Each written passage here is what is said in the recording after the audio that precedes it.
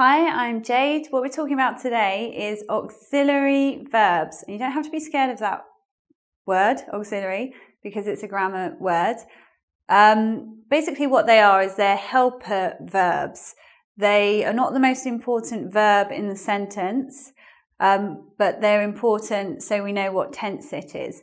So the reason I made this lesson today is I found that people who talk English to themselves get to a point where some confusion comes in, because if you're watching videos about learning English and things like that, sometimes you're going to hear grammar words that you're not sure about, and then some confusion can happen. So if the teacher says find the verb in the sentence, sometimes what happens is you just find the verb you know, but you don't realize that it's not the important verb there. So the whole idea of this lesson is to just teach you a bit of grammar so that you don't get confused in the future when you're watching videos and things like that.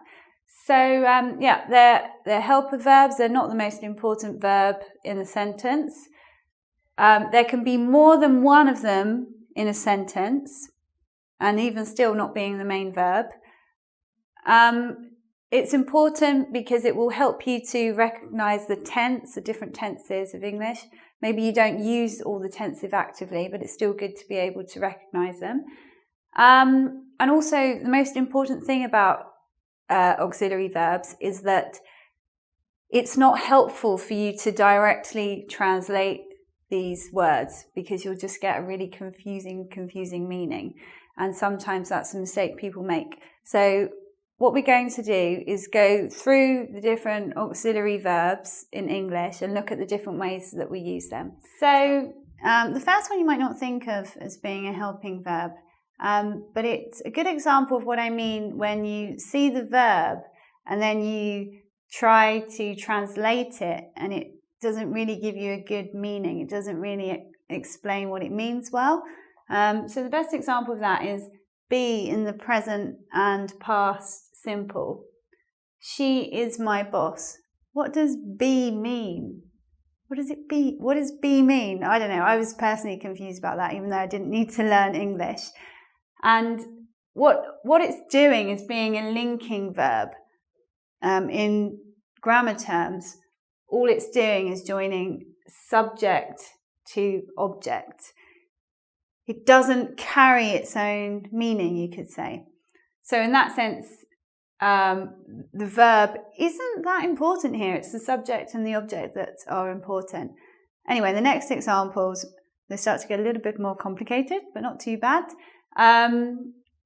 Another example of be, but this time in the continuous sentences, in the continuous tenses.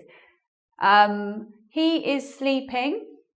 Let's have a think. What tense is that one? That one is the present continuous. And this one, they have been talking. This one is the present perfect continuous. And what I mean by auxiliary verb in these is that they're not the most important verb in those examples. The most important verb is sleeping here, and the most important verb is talking here. And this example, the present perfect continuous, actually has two auxiliaries, because you can have more than one auxiliary verb in a sentence. Next example, have in the perfect tenses. We've got two examples here. We've got I've got a car and they had gone home. What tenses are we talking about here? I've got a car. That one is the present perfect. And what about this one? What's this one? This one is the past perfect. Where's the most important verb? Most important verb is get here. We're using it for possession. It means to own something, to possess something here. And in the second example, the most important verb is go, this is the past participle, it becomes gone. Let's move on to do, our first example of do. When we're making a negative sentence in the present simple or the past simple in the negative form, we use do. Let's look at the examples. I do not like Peter. I'm sorry, Peter. Do shows us that we're making a negative sentence. What's the most important verb? Most important verb is like. What about the next example? We didn't go. Again, naughty me, no full stop. The most important verb is go. There's our negative, this time in a contracted form. Next example of do is in questions. What does do mean in a question? Do basically means I'm asking a question now. For example, do you like London? Yes, I do. I like London. And now we're talking about will as an auxiliary verb. And it can mean two things. It can mean the future tense. Future tense, I will be there later, and will shows us we're talking about the future. But it's not the most important verb. The most important verb is be. And our other meaning of will, you could say, is to express certainty. So in this other sentence, you will like this. We're not talking about a future time. We're just trying to express certainty about something. But it's not our most important verb because it's an auxiliary verb. Our most important verb, again, is like. Now, talking about modal verbs, we use modal verbs when we're talking about necessity or the probability of something. And this group of verbs isn't ever the most important verb in the sentence in terms of grammar. So here's an example. They might help you.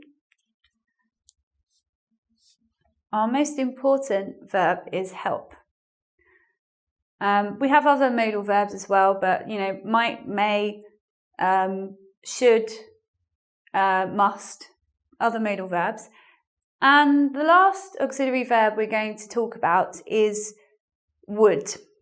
And we use would for talking about hypothetical situations. And hypothetical means imagined, not true situations, but we're using it to think of something in the future imagined or something in the past imagined. But it's not the most important verb for meaning. The most important verb for meaning in this sentence is do. Now I realise we've been talking a lot about, this auxiliary verb does this, does this, does this. But let's come back and look at how to find the main verb in the sentence, because that will be useful for you whenever you need to really find the meaning in the sentence.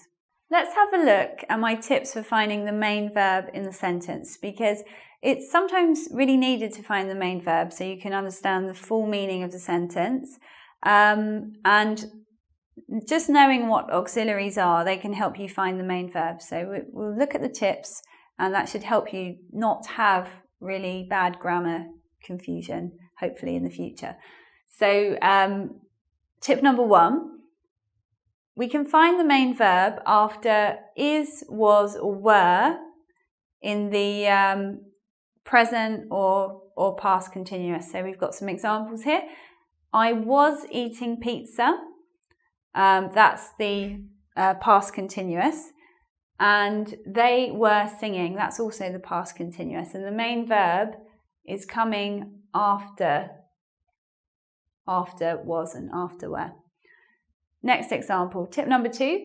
After have or has in the present perfect, or after had in the past perfect. Let's look at examples. We have got a dog, or we've got a dog in the contracted speech form. After have, because this is the present perfect, our main verb is get. But we're using it in that way that I mentioned to you before to mean possession. So altogether, this means I own a dog or I possess a dog. In the present perfect, our main verb is here. Have is not our most important verb. Next example. I had fun. That maybe looks wrong or weird to you to see had together twice. And sometimes people get confused about it. But it's actually okay to say that. We have had, and then our main verb here is have. I had fun. And that's the past perfect tense. Moving on for tip number 3, we can find the main verb after have been or has been, or after had been in the perfect tenses, the perfect continuous tenses. Let's take a look at some examples. They have been lying. In these examples, we have 2 auxiliaries. So we have 2 helper verbs. Have is a helper verb, been is a helper verb, and our main verb is lying. It comes from the verb lie, to tell a lie. Let's look at the next example. He had been sleeping. This one is the past perfect continuous. Again, we've got 2 helper verbs here. Had, been, helping verbs. Our main verb is sleeping. That's the most important one to carry meaning. Tip number 4.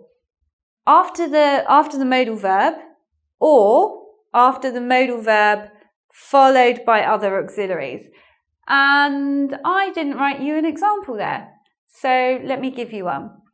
I might have told you earlier, or I might have given you an example. So after the modal verb, might, comes have given.